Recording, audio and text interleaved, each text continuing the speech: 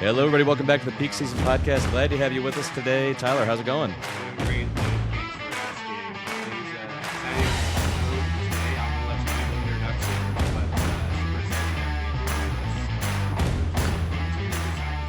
but Yeah, we've got Andrea Moxham from Moxie & Co. with us. And Andrea was my designer on the last project we did. And I think she's my designer for life now. Welcome to the podcast, Andrea.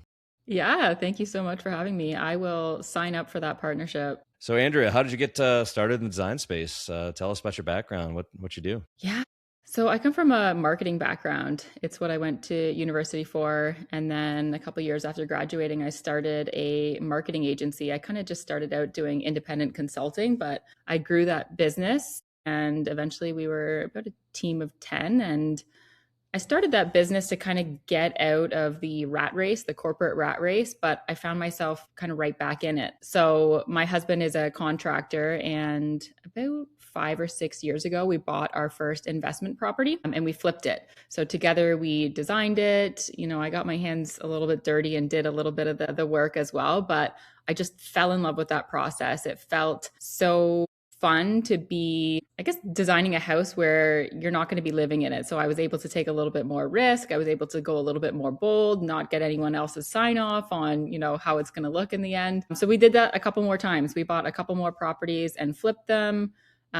We bought a couple short-term rentals, and now we have a couple of midterm rentals and a long-term rental. So throughout that process, I just got more and more experience doing the design work. And I was like, I absolutely love this. So at that same time, as I was still running my agency, I started to shop it around to look into selling the agency. So that's what I did about 3 years ago now.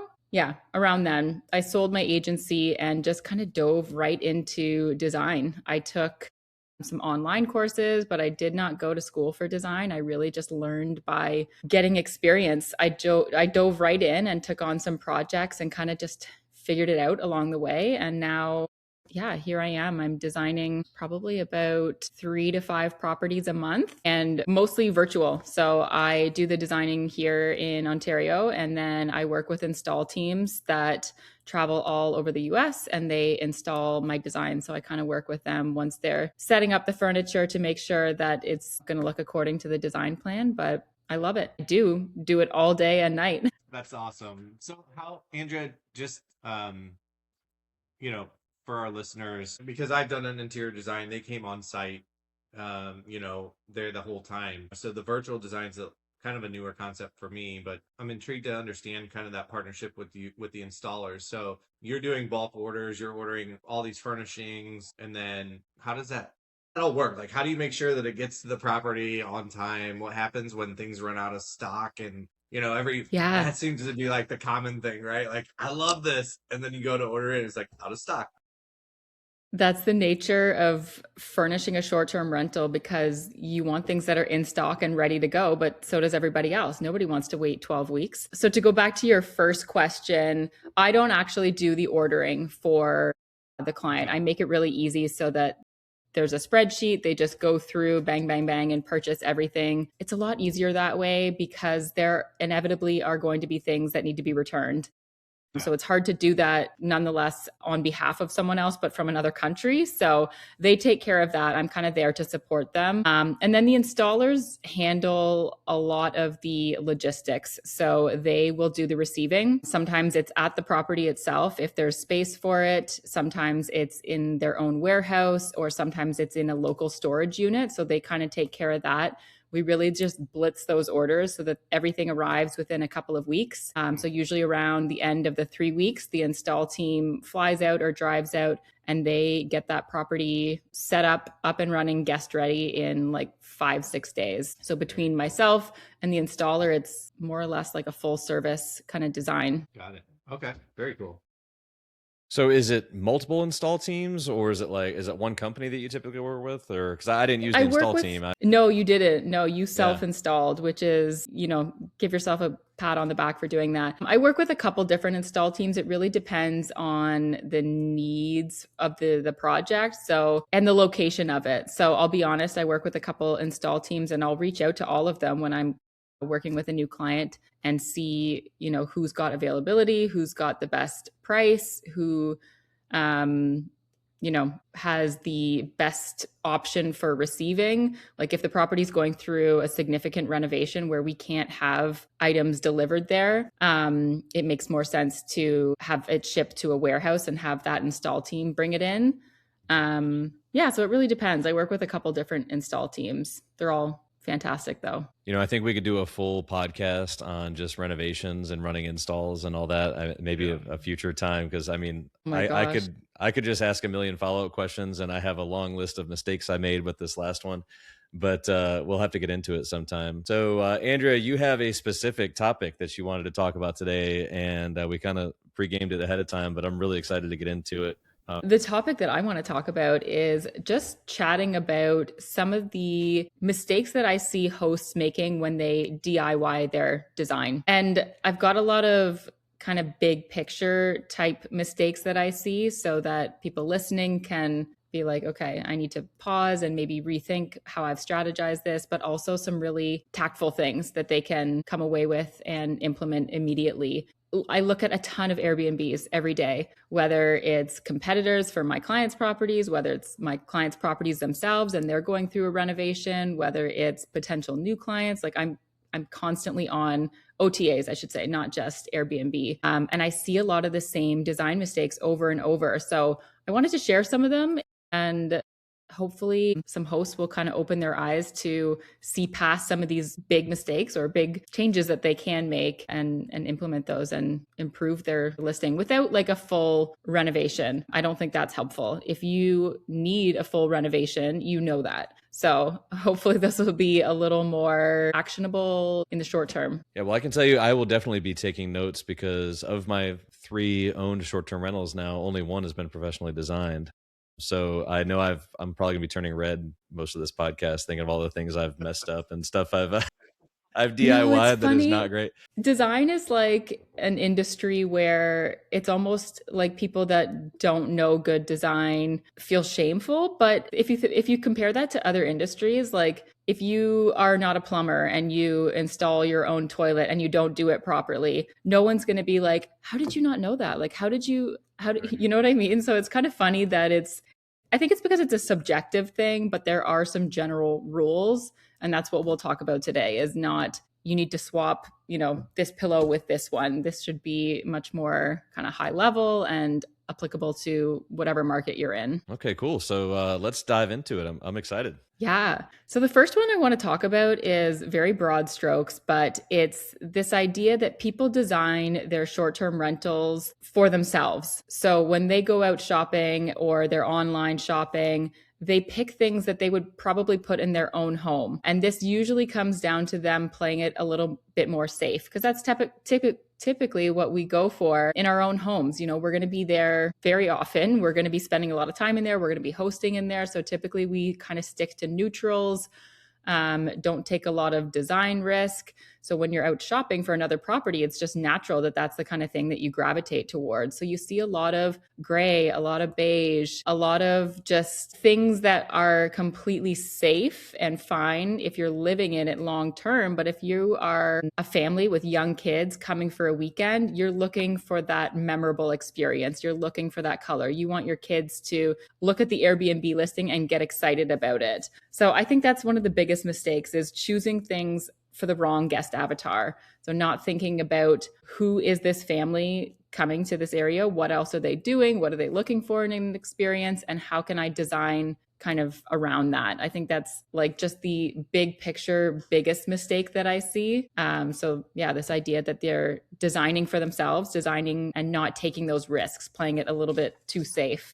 And when we say risk, Andrea, I mean, I know we talked about, like grays and neutrals, but what are some of the things that you think when you say maybe take that risk? Can you give us some examples of some of those things that could be maybe a little bit more risque, but yeah, the biggest one is standpoint work in a the biggest one is color. People are so afraid to paint their walls and further paint more than one wall. So you'll see properties where they're like, we took that risk. We painted that wall. We painted it black, but so did all kinds of other properties. So it's kind of this like tiptoe into risk that I see some hosts making. They'll do that accent wall, or taking it a step further, wallpaper. This is another risk where I think there's two pieces of intimidation here. There's one, like the visual aspect of it, like wallpaper is very visually impactful, it stands out, but also the installation of it. If you are self-installing and you don't know how to put up wallpaper, you're just going to say, oh, forget it. We're not going to do wallpaper. We'll paint one wall. So wallpaper is another risk I see that hosts are not making. And even the selection of the wallpaper, there's so many options out there.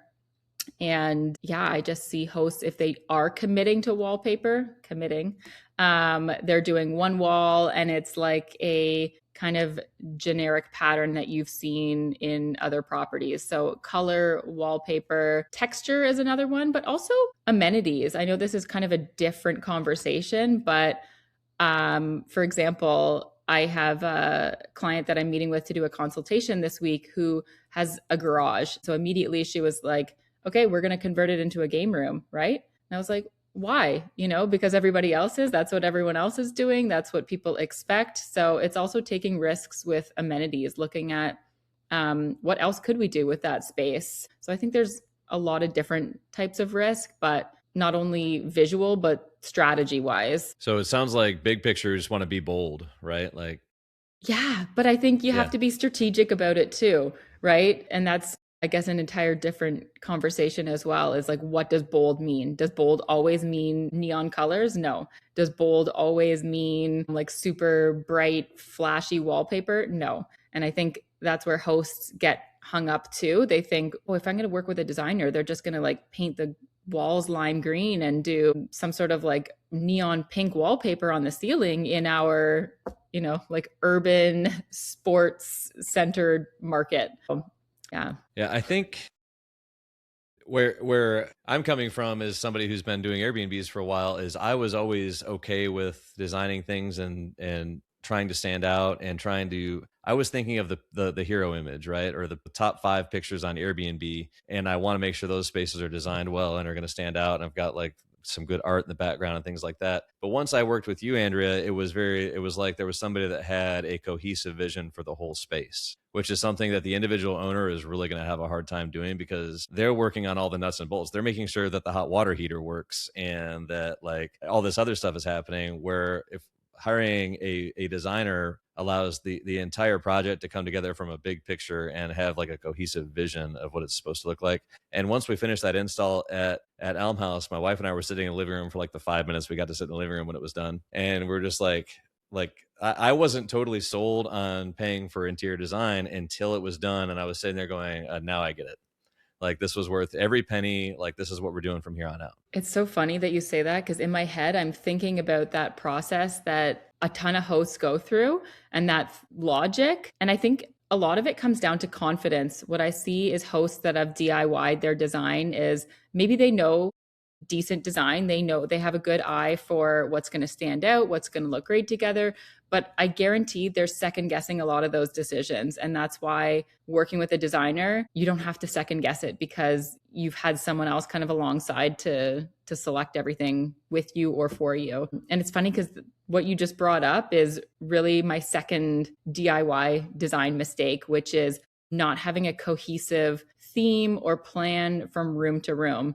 And I think that sounds very generic, but this can also mean painting all the walls in every room the same color. This does not have a cohesive flow, because when you are, and this has probably happened to both of you, when you're looking at a listing and scrolling through the photos, unless they have that photo tour on where you can see like bedroom 1, bedroom 2, bathroom 1, bathroom 2, all the rooms look the same. If they're painted all the same, if they have maybe just like a different piece of artwork. So this is the flip side of not having a cohesive plan throughout the property, is now you're looking at these rooms that all look the same. And it's easy to forget about how much space there actually is in a property. So one thing I always recommend doing is making sure that all the bedrooms and all the bathrooms look uniquely distinct. That way, when you're scrolling through, you can be like, okay, so there's how many bathrooms? Because even though you have that listed on your listing, how many bedrooms and bathrooms, if you're like scrolling through a ton of listings, you kind of forget about which property offers what. It comes down to the photos. You're not going through the listing again and being like, okay, how many bedrooms and bathrooms and where are those located? Are they en suites?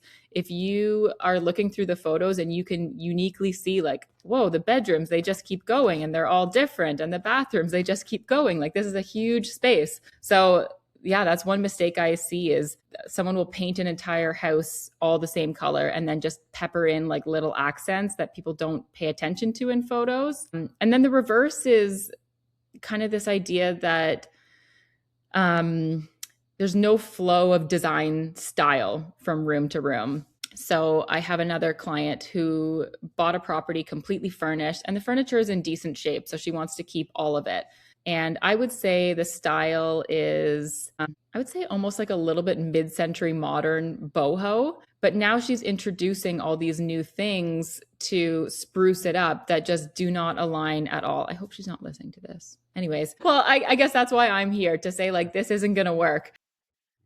So I think it's not only, it comes down to design styles. Do things flow from room to room, or does it feel like you're walking into an entirely different space? So there's a lot of aspects, I think, and a lot of ways that you could flub, creating a design, a cohesive design from room to room, because I think that's important too, is that walking throughout the property, you feel like you're in one space. You're not like in a time machine going to different properties. Thinking about more specific actionable items. So you've probably seen this, or maybe you don't notice it as a, I guess, non-design background type investor. The same and generic art in all these properties.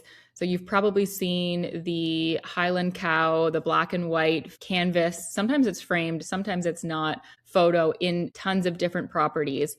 Honestly, there's so many pieces like this.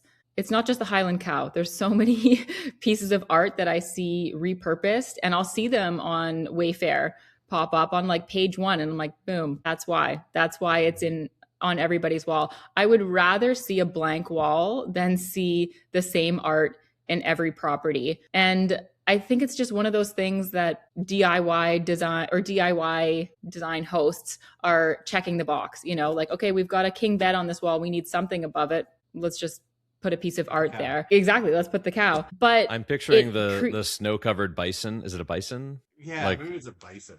Not a buffalo, right? I think it's not a buffalo. It's a bison. I'm talking about. Is it? Well, I'm talking about the one that you would see like in Yellowstone, right? And it's got it's everywhere. That's the thing. Yeah. Like this Highland Cow is in like downtown, like the one with snow Columbus. On it, right? I think it's its hair. Anyway, we're gonna need to find a picture of it and like put it up because the fact that you guys don't know, or maybe you don't know which piece of art I'm talking about, tells me that it's something DIY design hosts that are DIY designing their properties aren't picking up on. They're like, that's a nice looking animal. Let's put that on the wall. Walls are kind of a sacred space to add that uniqueness. If you have a 1-bedroom condo and you've got a king bed in there and that's it, you don't have a ton of space for amenities. How are you going to stand out? You really need to make sure that every piece that you're putting in there feels intentional. So yeah, I think just generic art would be a major DIY design mistake that I see hosts making. So my takeaway is to think beyond things that live in frames. So I like to put like maps on a wall, or, in Nashville or Western markets, you'll see like cowboy hats on a wall. So thinking about things that don't typically live on walls and mounting those. Yeah, it's easy not to go down a rabbit hole and make like 100 suggestions. But the biggest takeaway here, I think, is to, before purchasing another piece of art, look at, does this align with the market? Does this align with the guest experience? Do they have this in their own house? Have they ever seen this, sitting on a shelf in like Home Goods or something? Just being really intentional about what you put on the walls. I would say when we did our last property, and I had an interior designer do it, but we had a lot of say still in things. Like, I felt like one of the things was artwork. I wanted it to be more anything that was going to be artwork on a wall somewhere. I wanted it to have kind of an ode to the area. So like I would go on Etsy Tattoo is my favorite thing, and yeah, it's a little bit more expensive, but like I got this like hand painted Petoskey stone. We're right on Lake Michigan. It's like that's where you find Petoskey's, and people actually go there to find these things. Like I think thinking about those things and what can still tie into the area is really cool. Like you said, like the Western theme and things like that. Like, but you don't always have to buy stuff at a general store. You can use Etsy and find something a little bit unique that I think is still has value. And yeah, it's a little bit more expensive, but it's somewhat unique and stands out a little bit more. Etsy is such a good hack for local things. Lucas, in your property, we put a blanket on the wall in the basement. So I think it's just thinking beyond things that typically belong on walls. Etsy is a great place to look for that kind of stuff. eBay too. eBay is a little bit trickier, I guess. There's, especially if it's an auction, things might disappear faster than on Etsy where it's typically something handmade. But another good one, actually, we've done this a lot, is Fine Art America is a website. It's like crowdsourced photography. I see you both writing it down. That's awesome. It's crowdsourced photography. So you can honestly search for like any small town and find photos that people have submitted, and you're able to print them legally. There's no copyright infringement. And then you just buy a frame. You can purchase them on Fine Art America framed, but it's pretty expensive. So I just do the prints and then a separate frame. And that way you're kind of supporting a local artist. And it's an easy way without like going to museums and stuff like that to get prints. So Fine Art America is a good one. All right.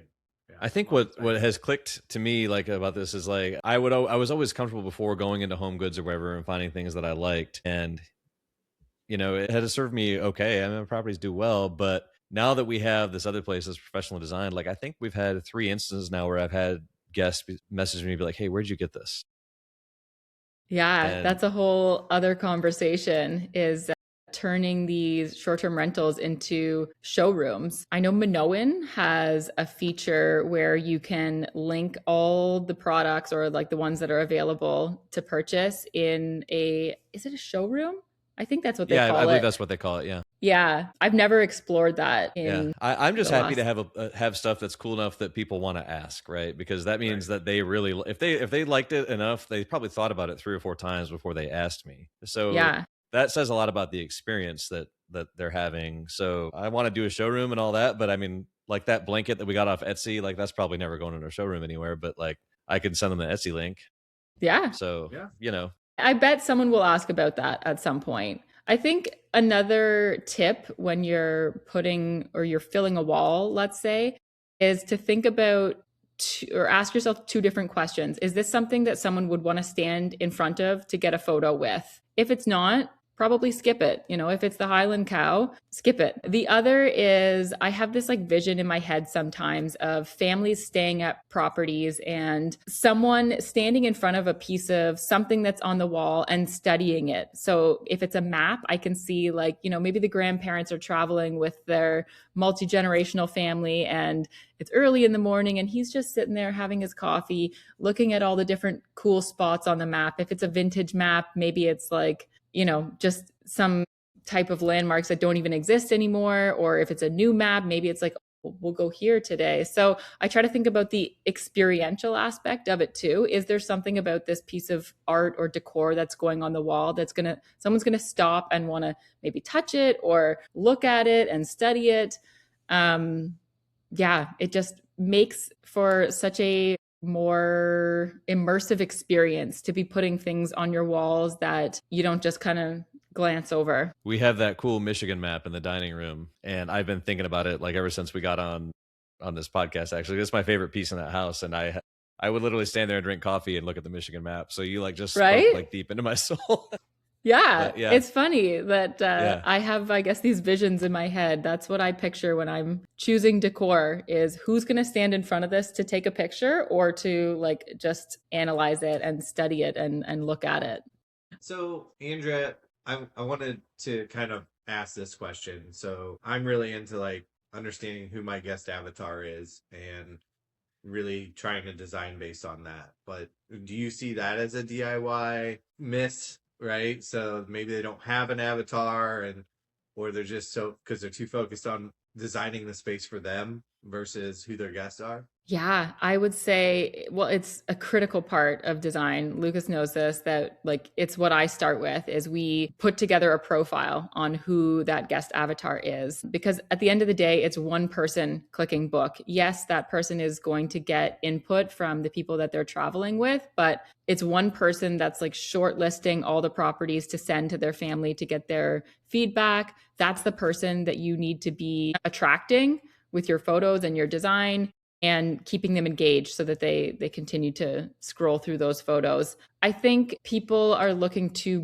hosts are looking too broadly at guest avatars. So if you're in a beach market, it's like, okay, families, easy. But what is that type of family? What is that dynamic? How old are the kids? How old are the parents? What are they planning to do when they're there? Are they just hitting the beach? Are there specific attractions that they want to go to? So I think it's getting more detailed in their research on who that guest avatar is. I would say, just broadly, most hosts will say families are our guest avatar, but that's not enough anymore. Right. There's so many different types of families and like the generations in there. How are you making sure that you're catering to all of those different generations? Yeah, so that's a huge miss I see, is just broadly kind of declaring who that guest avatar is without doing more research. So in our case, we were targeting moms, right? It was like moms who are bringing their families on vacation. So can we just kind of like explore that a little bit more? Like an example of how we got to that avatar, and then how we, I don't want to say exploited it, but how we targeted it, right? Yeah. So I guess my process, and I think every host, every investor, every designer probably approaches this differently. What I like to do is I start with competitors in the area, and I'll immediately go to, as long as they've been hosting for a while and have like more than 5 reviews, I'll immediately go to their reviews and look at who is leaving reviews. And then I read through them. And sometimes I'll pull those, if there's hundreds of reviews, I'll pull those into ChatGPT. And help find some of the common denominators. Like, are these females that are leaving reviews? Are they males? What are they commenting on? So that's kind of step one that I do in terms of figuring out who that guest avatar is. But then I kind of take some more, I take a unique approach in that I will, and I put this on Instagram the other day, I'll search on Instagram for the location, so the nearest town, and I'll start scrolling through, first of all, to see what are people taking pictures of in that market. And then I look at the pictures or the profiles of the people that are posting to get an understanding of who they are. Like, they're traveling there. Sometimes they live there. So that's why I take it a step further, and I'll look at competitors, like some of those competitors that I probably pulled up on Airbnb and looked at their listing. I'll look at their Instagram profile and I'll check the tagged photos. This is getting like really specific. Hopefully you're following along here, but you can see who has tagged that property in their Instagram posts before. And I'm looking at, I sound very creepy. I'm looking at the profiles of those people. So these are obviously people that have traveled to this area before. They felt like it was a solid enough experience that they wanted to take photos. What are they taking pictures of? What are they like when they went back home? What are they doing? Where are they living? Where are they staying? Who do they live with? So that's where it gets hard to like compile that into data. Like AirDNA is not spitting that out. That's me just going down literally the Instagram rabbit hole and calling it work. But that's honestly the most effective way that I find to get an understanding of who these people are and what they like. What are they taking photos of? Because if they're taking pictures of the Highland Cow, maybe it makes sense to put the Highland Cow in the property. But this is really, really, it's easy, it's cheap, and it's a great way to get an understanding of what is photo worthy for the people that are booking the properties in this area. That's super interesting. So the first, like what I've always done in the past was I would go to my top competitors in a market, copy and paste all of their Airbnb reviews into ChatGPT, and have ChatGPT spit me out an avatar. Mm-hmm. Right. So that's kind of like big picture, high level stuff. And I'll even get on like Google Trends and see who's going to what places from what cities. But I think your method there is so much more granular that like you could actually name the avatar and think of like, not to sound creepy like you're saying, but like you're probably picturing like one specific person sometimes when you're designing these places. Like I'm designing this for totally Mary from Grand Rapids. So that's really cool that you're going that granular with it. And I think maybe that's something I'm gonna have to start incorporating. Like I'm gonna do the big picture and then the granular approach. And I see your marketing background coming back into play. Yeah. Yes, it's I mean, I did something similar. And I went a little deep into it, where I was kind of very specific on the age and what this person enjoys. Like they want waterfront, but they're typically bringing family. It's definitely a female. She's in her 40s, and they're more on the high income earner side, and they are really into health and wellness. And I would say, based on what I'm seeing with my data, I'm pretty dang on with those that are booking. Are, I think, 95%, no, it's like 90% are females. Now I can't tell the age based on Airbnb, but if I were to kind of guess, it's pretty much right on there. But I think that's a solid point. Getting a little bit more granular doesn't hurt. And I think nailing the guest avatar is critical from a design aspect, to your point, because you're right. I never even thought about this per se, but now thinking about it, that's the whole premise, is just like, you really need to get the person that's clicking like reserved. That's who matters. It's true. Okay, so what's the next one, Andrea? Okay, the next one I see, and this is one of my biggest pet peeves, I can't tell you how insane it drives me, is just the mistakes around rugs that I see almost every host making. If you follow me on social, you see me commenting on people who are looking for advice on how to improve, I'm always commenting on the rugs. So the worst case scenario, well, actually, I don't know if this is worse, is not having rug in places where you need a rug. From a functional standpoint, but also from a visual aesthetic standpoint. So I'm talking about under a bed and not just covering, like a portion of the bed. So I guess there's two pieces of this. One is having a rug in general, but also the right sized rug. I could go on and on and on. Actually, I do have some posts on this, on how to choose appropriately sized rugs. But the difference between looking at a bedroom that's nicely designed, maybe it's got a nice bed, nice paint colors, some throw pillows, but doesn't have a rug, to me is like going out of the house with a nice outfit on and no shoes, like completely barefoot. It's actually a perfect analogy. So that is a huge miss. Yeah, not only from an aesthetic standpoint, because the room just looks unfinished. And I'm not just saying this as a short-term rental designer. If you took anyone who looked at the identical photos side by side, one with a rug, one without a rug, they're going to see the difference immediately. They're going to say like, oh, this one looks so much more cozy, and it kind of brings your eye from floor all the way to ceiling. It makes a room look bigger. It makes a room look taller. It looks more inviting. So having a rug in general, and then having an appropriately sized rug. So for example, under a bed, you always want a guest who is, getting out of bed, their feet need to hit a rug on the floor. The only exception I make, and I usually don't always do this, it's a very rare exception, is if you have carpet, I still put rugs down on top of that carpet, which not a lot of people think to do. But again, your carpet is probably pretty neutral. This is a missed opportunity to add in some color, to add in some visual interest. So not just in bedrooms, in living rooms as well. So a tip for rugs in living rooms, make sure all of the at least front legs of your sofa, armchair, your coffee table are all sitting on a rug. So that usually means going larger. I see these tiny little rugs with like maybe one chair leg on it, and checking that box, rug in the living room, done. Another area is dining rooms. So dining rooms, if you don't have the budget to replace your dining furniture, adding an indoor outdoor or even just an outdoor rug under that dining table can make a big impact. And people always say, it's going to get dirty. Why would we put a rug under a dining table? If it's an indoor outdoor rug, you can just wipe it and the stain or the marks come right off. So rugs, either not having them or poorly sized rugs. So I guess my takeaway here is to go through your photos, look for rooms that you don't have rugs in, especially living rooms and bedrooms. And secondly, making sure that they kind of follow those rules where if you're getting out of bed, your feet hit a rug, We could go on about like the style of the rug and the texture and the material, but I think having a rug is better than no rug at all. So rugs, one of my biggest pet peeves. I will die on that hill of talking about rugs. I think that's my biggest. My wife's aligned with you on that. She's got And they don't need to be expensive. I know this is actually one of the things that I don't recommend splurging on. They are going to get wear and tear, so you're going to be replacing them, but a couple $100 max for a rug goes a long, long way. Is there I know you said in the living room, all the front legs get a rug.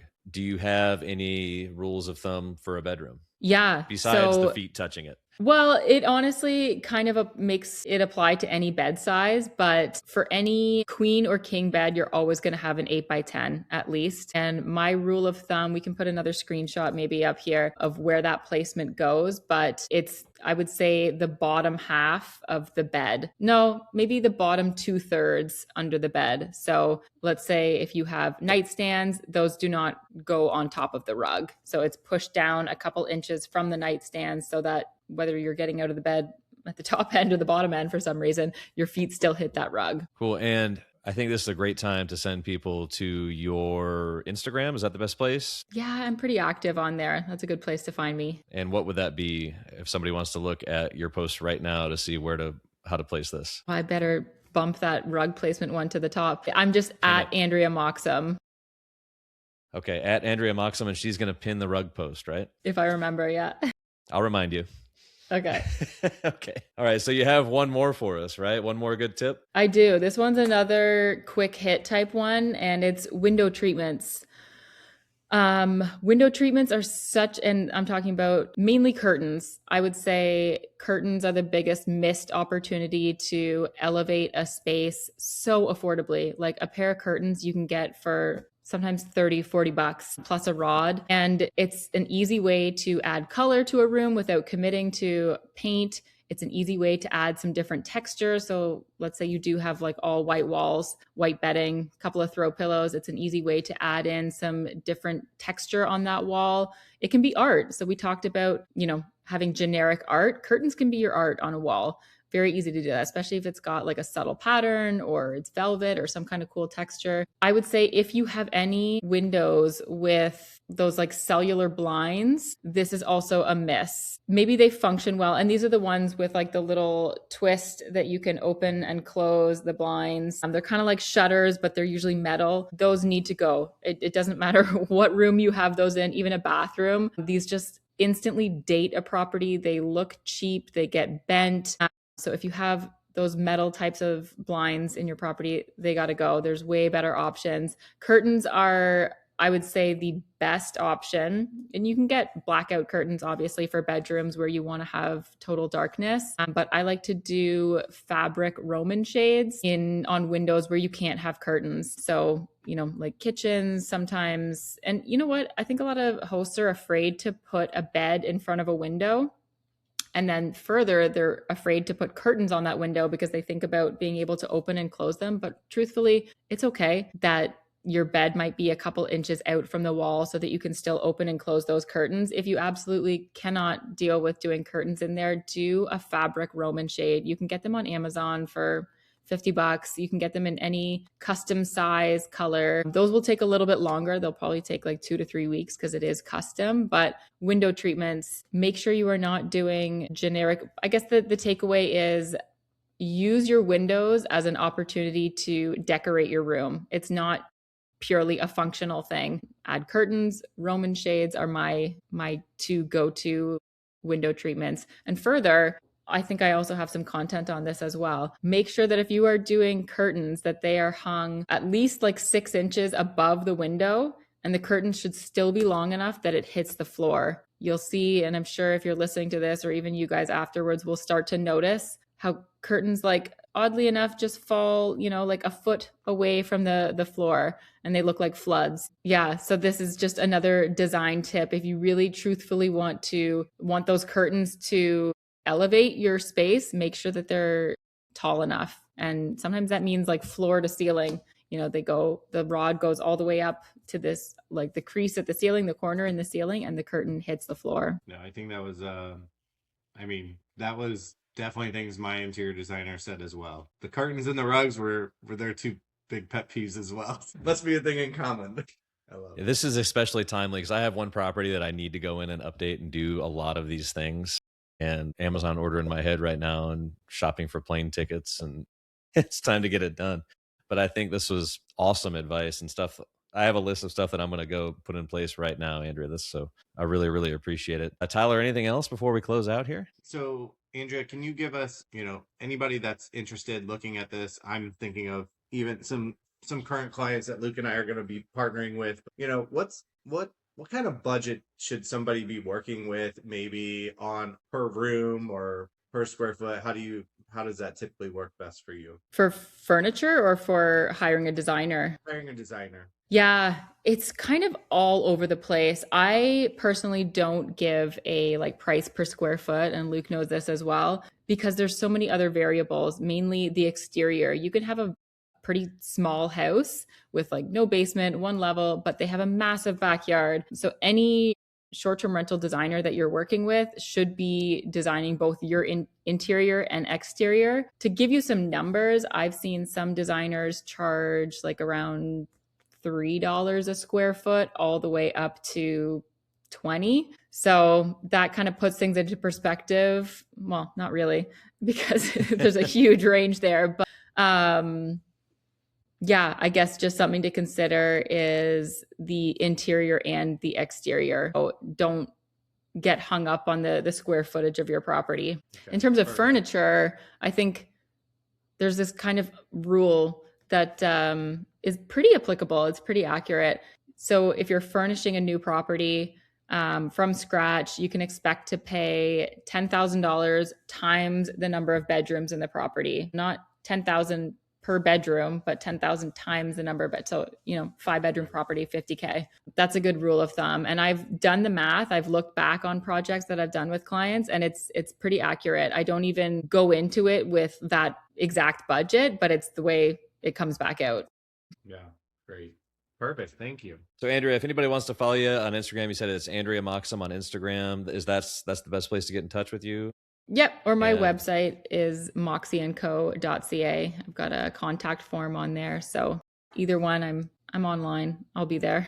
Cool. And you are very active in a lot of the Facebook groups and stuff I've seen as well. So I am. I'm telling people what mistakes they're making with their rugs and curtains. So if you want me to tear down your rug and curtain strategy, just find me in a Facebook group. I'm there.